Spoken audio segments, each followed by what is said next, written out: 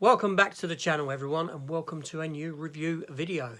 Today I'm going to be reviewing the movie Deep Water, starring Ben Affleck. Let's talk about it.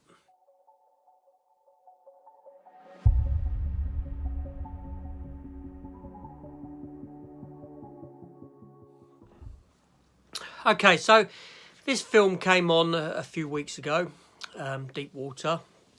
March the 18th it came out here in the UK with 15 rating, runtime of 1 hour 55 minutes, a $49 million budget, directed by Adrian Lin. This is the first film that Adrian Lin has directed since Untitled in 2002. Now this film is kind of a drama, mystery, thriller type of a movie. It wants to be an erotic thriller. That's what it's aiming to be. The film does contain nudity in it at one point. The film stars Ben Affleck as a character called Vic and Ana de Armas as Melinda. Now, Ben Affleck, you know, Amanda de Armas, she's recently been in No Time to Die, James Bond. She was in Knives Out. She was in Blade Runner 2049. She's creating a bit of a career for herself. So the story for this film. Now, yes, I'm going to go into spoiler territory with this. I don't care. I'm just going to talk about it. I can't beat around the bush with this one. So this story revolves around Vic and Melinda, Ben Affleck and Ana de Armas. They're a married couple with a child. But their relationship is somewhat boring, shall we say, in that Ben Affleck's a very straight-laced kind of individual. He's retired young. He's sort of quite well off, and he's developed. The backstory is that he's developed a microchip or something for the drones that the military use to go in and kill people. But anyway, there is a sort of reasoning behind that. So they're married. They're bored. He kind of allows her knowingly to go off and have relations with other men. All their friends know about it because they go to these well-to-do parties. She drags along other blokes with her that she's friendly with, and she's very forward with them, very flirty, very touchy, and all this sort of thing. So it turns out that one of the guys that she'd been seeing historically before the events of the film has vanished and not been seen. He turns up dead.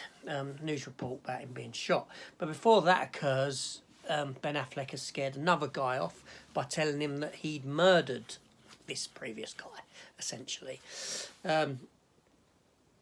We don't know whether to believe Ben Affleck or whether he's just saying that, whether he's just using it as a way to scare her off. Anyway, this geezer vanishes, he scares off, he gets scared off, then another bloke turns up. This bloke, Ben Affleck, does kill, and then by drowning at a party, then in a pool, that is, and then another bloke comes into the works that Ben Affleck kills at this gorge.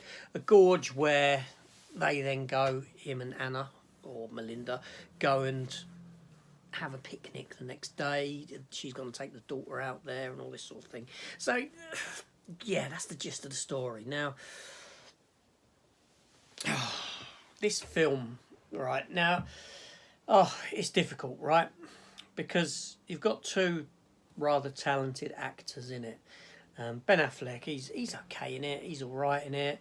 Ana de Armas, I think that her accent shifts from time to time throughout the film.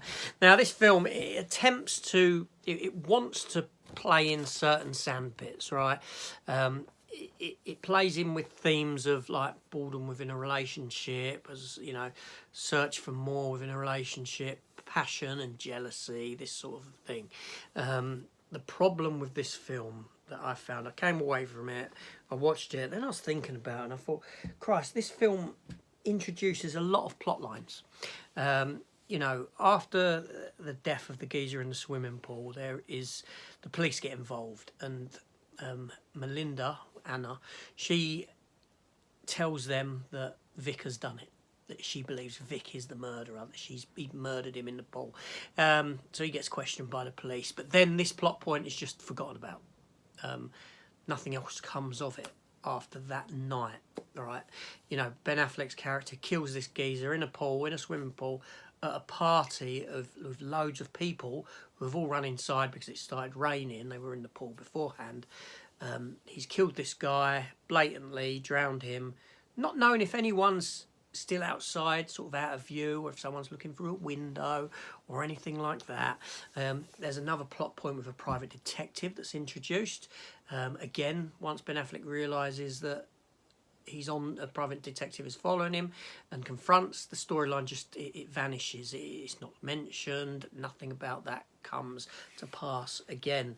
Then there's a relationship that Ben Affleck has with this other woman, who's this new sort of a friend to the family who doesn't trust this geezer, who doesn't trust Ben Affleck, who's ultimately at the end comes to figure out that Ben Affleck is this killer and this sort of a thing. That friendship with her is again just dropped at one point in the film and not doesn't ever come back to it. So it's strange in that sense, in that I don't know if it feels like there were earlier drafts and this stuff would have gone somewhere, but then it remained in, but the consequences of were dropped or something. Just really, really odd in that sense. I don't know, I don't know, really, really weird. Now, at the end of the film, you know, Ben Affleck's character in the film, he like collects snails. He has snails, and there's this chat with one of the guys who gets killed about who wanted to cook some snails that, you know, he doesn't have them for cooking. He just like sort of breeds snails and looks after them, and you know, you can't cook them because until they've the intestines are empty because it's poison and it'll kill you. So I was expecting this ending to end with her killing him, Ben Affleck, with use of the snails. The snails did come into play.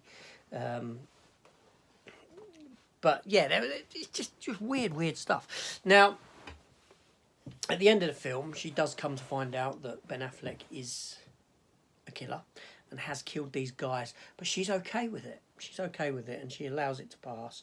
That's what you get from the end of the film, because she's realised that he is passionate, and this is his way of showing it, and she appreciates this from him. She appreciates that he's gone out of his way to kill people for her love and this sort of a thing. So yeah, it's, you know, a bit of a weird one, this one.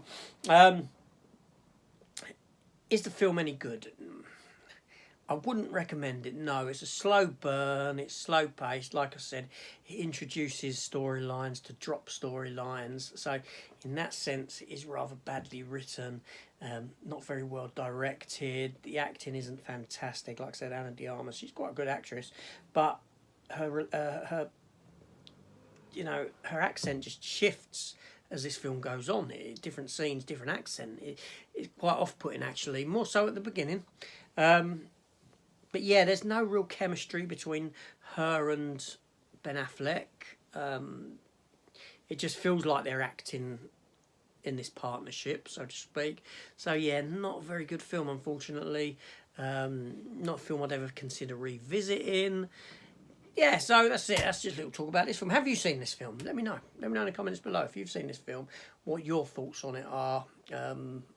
Come over to the channel, hit the subscribe button. Yeah, quite a negative review for a film that was rather quite boring and I wasted my time with. But there you go, these things happen. Anyway, this is AJ. Thanks for watching. I'll see you on the next one. Take care all and goodbye.